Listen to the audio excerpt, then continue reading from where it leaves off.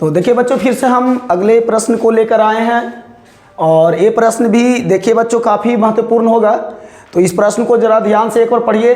कहता है कि किसी बेलन का आधार का व्यास, बच्चों समझ रहे हैं ना, ये किसी बेलन का आधार का व्यास 42 सेंटीमीटर तथा ऊंचाई 10 सेंटीमीटर है तो इसका संपूर्ण पृष्ठीय क्षेत्रफल ज्ञात करिए। बच्चों अब पढ़े होंगे बेलन का संपूर्ण पृष्ठ का क्षेत्रफल। तो संपूर्ण पृष्ठ का क्षेत्रफल बच्चों निकालने के लिए पहले आपको वक्र पृष्ठ का क्षेत्रफल और ऊपर में जो वृत्ताकार भाग होता है बच्चों उसका क्षेत्रफल और नीचे में जो वृत्ताकार भाग होता है उसका क्षेत्रफल, दोनों को ऐड करके यानी जोड़ के और वक्र पृष्ठ में हम लोग इसको जोड़ देंगे। तो पहले बच्चों ये समझना है ना कि संपूर्ण पृष्ठ का क्षेत्रफल होता है क्या है। पहले आप फिगर से समझिए, देखिए हम बहुत अच्छे से आपको समझाएंगे, ठीक है ना। तो देखिए बच्चों, इस फिगर को हम पहले पार लेते हैं, जो बेलन पार यानी सिलेंडर पारने जा रहे हैं। और देखिए यही आपका सिलेंडर का शेप होगा बच्चों, ये नीचे वृत्ताकार भाग होगा और ये भी आपका देखिए बच्चों कैसा भाग होगा, वृत्ताकार भाग होगा। ये आपका सिलेंडर हो गया। और यहाँ पे देखिए सेंटर होगा बच्चों, इसको हम लोग ऊंचाई बोलेंगे, इसको क्या बोलेंगे, ऊंचाई बोलेंगे। और इसको त्रिज्या बोलेंगे, क्या बोलेंगे बच्चों, त्रिज्या बोलेंगे। एक बात आपको ध्यान देना है, आधार का व्यास दिया है बच्चों 42 सेंटीमीटर, यानी आधार का व्यास अगर 42 दिया है तो आप कह सकते हैं यहाँ से, यानी d का मान दे दिया है बच्चों 42 सेंटीमीटर, तो r का वैल्यू यहाँ से ले लीजिए 21 सेंटीमीटर, क्योंकि व्यास के आधा क्या होता है, त्रिज्या होता है।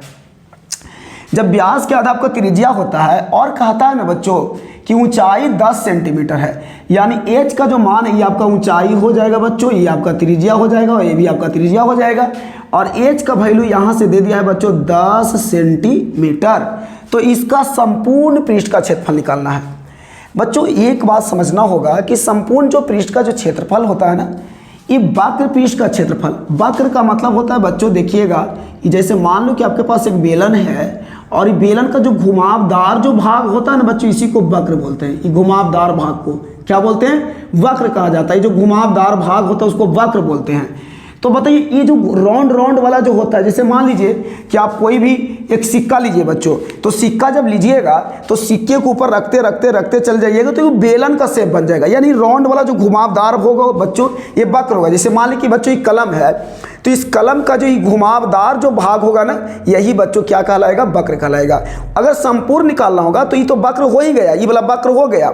उसके बाद ये जो वृत्ताकार भाग बना बच्चों, इसका क्षेत्रफल और इसका क्षेत्रफल दोनों को ऐड कर देंगे तो पूरा बेलन का संपूर्ण पृष्ठ का क्षेत्रफल आ जाएगा। नहीं समझ रहे बच्चों तो फिर से समझिए, इसको हम समझाएंगे।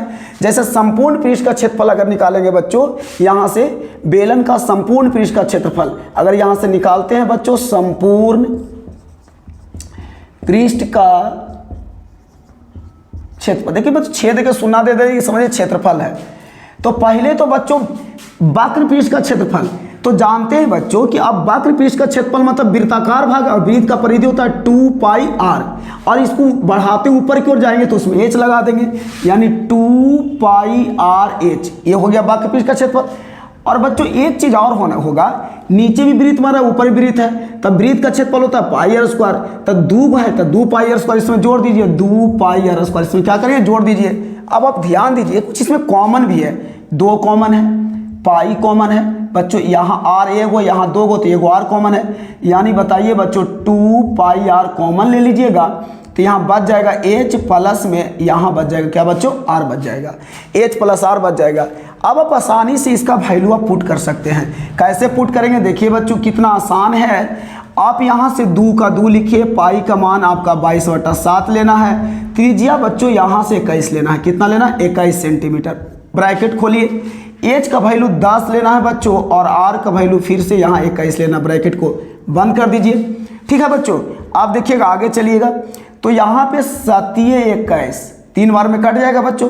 जब 3 बार में कट जाएगा तो अब पूरा को गुना कर लीजिएगा तो यहाँ पे हो जाएगा 22 का 44 और 3 कर दीजिए तो 4 3 12 के 2 हाथ में 1, 4 3 12 के 13 है ना, 132 आ जाएगा। ऐसे भी 3 दूनी का 6 वाई 6 का 32 से। उसके बाद बच्चों 10 और 21 को ऐड कर दीजिए तो आपको आ जाएगा 31, यानी गुना यहाँ कर दीजिए कितना 31, क्योंकि दोनों को 21 और 10 करेंगे तो 31 आएगा। अभी दोनों को गुना कर दीजिए बच्चों, यानी 132 में कर दीजिए 31 से गुना, यहाँ पे आ जाएगा 2 3 और यहाँ पे आ जाएगा कितना बच्चों 1 आ जाएगा। फिर 3 दूने के 6, 3 तिये का 9 और 3 आ जाएगा, 2 6 3 9, 9 1 10, 3 1 4, यानी 40 92। यहाँ आ गया बच्चों, कितना आ गया 40 92। क्या चीज में आएगा बच्चों, सेंटीमीटर स्क्वायर में आएगा। ये लिखना नहीं भूलिएगा बच्चों। हमेशा एग्जाम में अगर आपके अच्छे मार्क्स आते हैं तो हमेशा बच्चों होता क्या है कि आपके एग्जामिनर वहाँ पे आपको ये सब चेक करेंगे कि कहाँ पे सेंटीमीटर, कहाँ पे क्या छोड़ा गया है, ये सब चीज़ों को बड़ा आसानी से लिखिएगा। तो बच्चों देखिए कितने आसान सी प्रश्न को सोल्व किया गया है, बहुत ईजी तरीके से सोल्व किया गया है। क्या आपको लगता है कि ऐसे प्रश्न को आप नहीं समझ पाइएगा? बहुत आसान है बच्चों। व्यास दिया रहेगा तो आप त्रिज्या निकाल लीजिएगा, आपका ऊंचाई दे दिया गया है, संपूर्ण पूछा है, फार्मूला याद रहना चाहिए कि वक्र को और दोनों वृत्ताकार भाग को जोड़ देंगे बच्चों, संपूर्ण निकल के आ जाएगा। हमेशा कॉमन सोचिएगा, कॉमन ले लेने से क्या होता है ना, मैथ का कैलकुलेशन इजी हो जाते हैं और जिससे क्या होता है आपका मैथ बहुत आसानी से बना लीजिएगा।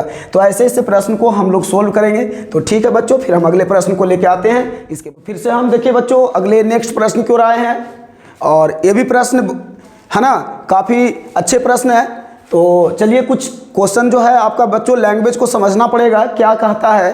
देखिए ये सारे जो प्रश्न होते हैं आपको 5 नंबर में आएंगे प्रश्न बच्चों, यानी 5 नंबर का क्वेश्चन है। अगर इस प्रश्न को आप एक बार सीख जाते हैं बनाने के लिए तो आपके लिए 5 नंबर आपके मुट्ठी में हो जाएगा। इसलिए बच्चों चलिए इस प्रश्नों को हम देखिए कितने अच्छे ढंग से समझाते हैं। जरा आप एक बार दिमाग लगा के थोड़ा सा आप इसको समझिएगा, आप एकदम आसानी से सीख जाइएगा। आपको लगेगा कि मेंसुरेशन बहुत इजी चैप्टर है और बहुत आसान है, इसीलिए आप इस चीज़ों को समझिए बढ़िया से। तो बच्चों हम ये आपको कहना चाहते हैं कि जो ऐसे जो प्रश्न होते हैं पहले उसको आप अच्छे ढंग से बारीकी से पढ़िए, उसके बाद आपको बहुत मजा आएगा इस क्वेश्चन को समझने में। बच्चों एक बर्तन खोखला अर्धगोले के रूप का है, यानी एक ऐसा बर्तन है जो खोखले अर्धगोले का रूप का है। तो सबसे पहले तो आपको फिगर आपको आसानी से समझ में आना चाहिए। देखिए बच्चों ये आपका हो गया अर्धगोला, जो खोखला अर्धगोला के रूप में ये बनाइए आपका अर्धगोला। देखिए बच्चों कितना आसान से हुआ। कहते हैं जिसके ऊपर खोखला बेलन खड़ा है, एकदम स्टेप बाय स्टेप पढ़िए क्वेश्चन को। एक बर्तन खोखला अर्धगोले का रूप का है, हम अर्धगोला बना लिए। जिसके ऊपर खोखला बेलन खड़ा है, यानी इसके ऊपर एक बेलन बनाइए, जो भी बेलन भी जो खोखला ही होगा, यानी इसके ऊपर एक बच्चों बेलन बनाइए। ठीक है, एकदम आसान से बनेगा। इसके ऊपर एक ऐसे बेलन बना लीजिए, वो भी बच्चों बेलन भी जो होगा वह खोखला ही होगा, यानी बेलन बना लीजिए। और यहाँ से बच्चों इसको ध्यान से देखिएगा, थोड़ा ऊपर चला जाएगा कोई बात नहीं है, ये खोखला बेलन बना लीजिए। देखिए ऊपर इसके ऊपर एक बेलन बना लीजिए, ये आपका खोखला क्या हो गया बच्चों, बेलन हो गया। अब देखिएगा अर्धगोला का व्यास 14 सेंटीमीटर, ये जो व्यास होगा बच्चों यहाँ से यहाँ तक होगा, ये व्यास आपका दे दिया, सेंटर हो जाएगा, यानी डी का वैल्यू दे दिया है कितना, अर्धगोला का व्यास। तो यहां लिख लीजिए अर्धगोला का व्यास बराबर कितना दिया है बच्चों, 14 सेंटीमीटर। आप यहां लिखिए 14 सेंटीमीटर। तो यहां से क्या अर्धगोला का त्रिज्या निकाल लीजिए 7 सेंटीमीटर, क्योंकि व्यास क्या था, त्रिज्या होता है। एक बात और समझिए बच्चों, जितना यहाँ पे अर्धगोला का त्रिज्या होगा ना उतना ही बेलन का त्रिज्या होगा, दोनों बच्चों सेम होगा। ये आपका बेलन की ऊंचाई हो जाएगा बच्चों। और यहाँ से आप जानते हैं ना जो गोला होता है बच्चों, एक बात समझिएगा, मान लो कि गोला है तो गोला में सभी देखिए ऊपर नीचे सभी बराबर होते हैं, यानी केंद्र से इधर का भी दूरी बराबर, इधर की भी दूरी बराबर, उधर का भी दूरी बराबर, उतना ही दूरी, सब बराबर होते हैं। यानी समझिए कोई अर्धगोला मतलब गोला का ही भाग है, आधा है, तो जितना इसका त्रिज्या होगा इधर होगा बच्चों, उतना ही आपका इसका नीचे भी होगा। एक बात याद रखिएगा, यानी कहने का मेरा मतलब हुआ बच्चों कि यहाँ पे जो मतलब अर्धगोला का अगर त्रिज्या आपका पता है 7 सेंटीमीटर, तो यहाँ बेलन का भी त्रिज्या 7 होगा। यानी बच्चों यहाँ से कर लीजिए बेलन की त्रिज्या, बेलन की बच्चों यहाँ से जो त्रिज्या आ जाएगा यानी आर जो आ जाएगा वो भी कितना आ जाएगा बच्चों, 7 सेंटीमीटर आएगा। कितना आ जाएगा, 7 सेंटीमीटर आ जाएगा, यहाँ से 7 cm आ जाएगा। अब चलिए बच्चों आपको कहता है उसके बाद एवं बर्तन की कुल ऊंचाई। देखिए बच्चों बर्तन की कुल, तो बर्तन तो यहाँ से लेके यहाँ तक है, इसका मतलब यहाँ से लेके यहाँ तक कितना दे ले, 13 सेंटीमीटर। ये 13 सेंटीमीटर मतलब यहाँ से लेके बच्चों यहाँ तक पूरा ऊंचाई दे दिया है 13। तो अगर आप बेलन की ऊंचाई निकालिएगा ना तो आपको बेलन की ऊंचाई तो यहाँ से यहीं तक है, इसका मतलब है कि आपको इतना दूर की ऊंचाई को आपको घटा देना पड़ेगा। तो आपकी बेलन की ऊंचाई आएगी, यानी 13 में से आप 7 को अगर घटा देंगे, क्योंकि ये 7 सेंटीमीटर है बच्चों, तो ये भी कितना सेंटीमीटर, 7 सेंटीमीटर होगा। ये 7 तो ये भी 7 हो जाएगा। तो यहाँ से बच्चों आप बेलन की ऊंचाई निकाल लीजिए, बेलन की ऊंचाई जरूर एक बार ऐसे लिखिएगा। तो बेलन की अगर ऊंचाई निकालिएगा बच्चों, तो अब 13 - 7 करना पड़ेगा, 13 - 7, यानी 13 - 7 करेंगे तो 7 × 13 यानी 6 सेंटीमीटर आ जाए। कितना आ जाएगा बच्चों, 6 सेंटीमीटर आ गया। सारा चीज़ यहाँ से हम निकाल लिए। अब हम लोग चलते हैं, तो बर्तन का भीतरी पृष्ठ क्षेत्रफल क्या होगा। ऐसा बर्तन है, इसका भीतरी पूछा है। तो बच्चों कोई भी अर्धगोला होगा तो इसके भीतरी पूछाई का मतलब होगा कि जैसे ये आपका मान लो कि बच्चों अर्धगोला है, तो इस अर्धगोला का भीतरी पूछा है। तो बताइए, जब भीतरी पूछा मैंने आंतरिक पूछा है, तो आंतरिक वक्र पृष्ठ का जो क्षेत्रफल होगा बच्चों अर्धगोला को 2πr² होगा। कितना होगा बच्चों, 2π, क्योंकि अगर ये पूरा गोला होता तो ये पूरा गोला का निकल के आता है 4πr² आता है। तो आधा जब गोला है बच्चों, आधा है, तो अंदर का जो निकल के आएगा वो 2πr² आएगा। और बेलन का भीतरी हो जाएगा तो वक्र हो जाएगा ना बच्चों। अगर ये बेलन है तो इसका भीतरी पूछा है, तो मतलब वक्र पृष्ठ का क्षेत्रफल आ जाएगा। किसका क्षेत्रफल आ जाएगा, वक्र पृष्ठ का क्षेत्रफल आ जाएगा। यानी यहाँ से बच्चों अगर आप निकालिएगा, पूछा है भीतरी पृष्ठ का मतलब, कहने का मतलब हुआ कि बर्तन की, ठीक है बच्चों, यहाँ से निकालिए बर्तन की भीतरी पृष्ठीय क्षेत्रफल, भीतरी पृष्ठ का क्षेत्रफल अगर निकालेंगे बच्चों, तो यहाँ से आपका निकल के आएगा अर्धगोला का, है ना, अर्धगोला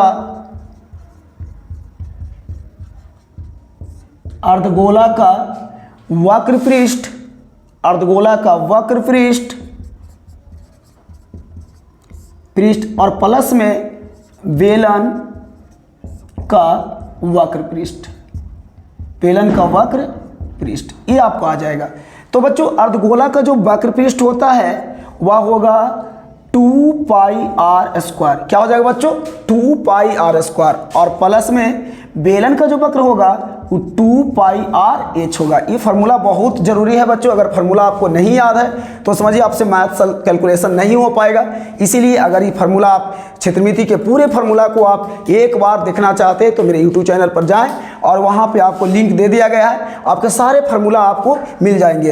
इसीलिए आप जाकर वहाँ देख लें एक बार सारे फार्मूला। पूरे फार्मूला को हम बारीकी से सिद्ध किए हैं और पूरे एक ही वीडियो में आपको सारे फार्मूला मिलेंगे। तो इसीलिए बच्चों आप यहाँ से ध्यान दीजिए, अर्धगोला का वक्र पृष्ठ 2πr² प्लस में बेलन का वक्र पृष्ठ 2πrh। अब देखिए बच्चों यहाँ से कुछ कॉमन है। कॉमन क्या लेना है, इसमें भी 2, इसमें भी 2 कॉमन हो गया, इसमें पाई, इसमें पाई कॉमन हो गया। यहाँ r² है और यहाँ 1, मैंने यहाँ 2r या 1r, तो ये वो तो r निकाल लेंगे बच्चों। तो यहाँ से हो जाएगा 2π कॉमन हो जाएगा, r कॉमन हो जाएगा, तो यहाँ बच जाएगा r और यहाँ बच जाएगा बच्चों h बच जाएगा। ये आपका बच गया। अब इसको कैलकुलेशन करिए तो 2 गुना 22/7 गुना त्रिज्या, यानी त्रिज्या तो दोनों के लिए सेम है, जितना बेलन की त्रिज्या होगी उतना अर्धगोला का त्रिज्या होगा। यानी यहाँ से आपको 7 लेना पड़ेगा, फिर यहाँ पे 7 बच्चों। ये ऊंचाई जो है बच्चों बेलन का है, क्योंकि अर्धगोला की ऊंचाई होती नहीं है, तो ये बेलन की ऊंचाई है, और बेलन की ऊंचाई निकल के लाए कितना बच्चों, 6 लाए हैं, यानी यहाँ 6 बैठा दीजिए। अब ध्यान दीजिए बच्चों, 7 से 7 कट गया, यानी y दूना का कितना आ जाएगा 44, और ये अगर ब्रैकेट हटाएंगे तो यहाँ गुना हो जाएगा, और 7 और 6 बच्चों 13 आ जाएगा। यानी 44 में आप कर लीजिए 13 से मल्टीप्लाई, तो 44 में 13 से करेंगे तो 4 तिहाई 12 है ना बच्चों, 4 तिहाई 12 1 13, और यहाँ पे आ जाएगा 44, यानी 2 4 और 3 7, और 4 1 कितना आ जाएगा बच्चों 5 आ जाएगा। यानी मेरा कहने का मेरा मतलब हुआ कि 572, और इस क्या चीज में था, इस सब सेंटीमीटर में, यानी क्षेत्रफल निकालें तो 572 सेंटीमीटर स्क्वायर। तो बच्चों इस तरीके से क्वेश्चन को सोल्व किया जाता है। तो आप कैसा लगा है वीडियो, आप ज़रूर एक बार मेरे कमेंट बॉक्स में आप लिख के बताइए कि कितने मस्त है और कितना महत्वपूर्ण प्रश्न है, जिसको कितनी आसानी से सोल्व किया जाता है। लेकिन हाँ बच्चों ध्यान रहे, आप इसके लिए आपको मेंसुरेशन यानी क्षेत्रमिति का सारे फार्मूला आपको दिमाग में होना चाहिए। जब तक दिमाग में नहीं होगा फार्मूला तो फिर आपसे क्वेश्चन सोल्व होने में बहुत परेशानी होगी। इसीलिए सभी क्वेश्चन इतने मतलब महत्वपूर्ण है ना कि आपके एग्जाम के लिए काफ़ी यूजफुल प्रश्न है, माने बहुत अच्छे प्रश्न है। इसलिए हम आपसे उम्मीदें करते हैं कि आप क्वेश्चन इस प्रश्न को देखिए और एक बार इसको बनाइए, आप एग्ज़ाम के लिए अच्छे हो जाइएगा, क्योंकि समय अब बहुत कम बच गया है बच्चों। इसीलिए हम बार बार आपको यही बात बता रहे हैं कि ये सारे प्रश्नों को एक बार देख के जाइए। ठीक है बच्चों, धन्यवाद, फिर अगले वीडियो में मिलेंगे।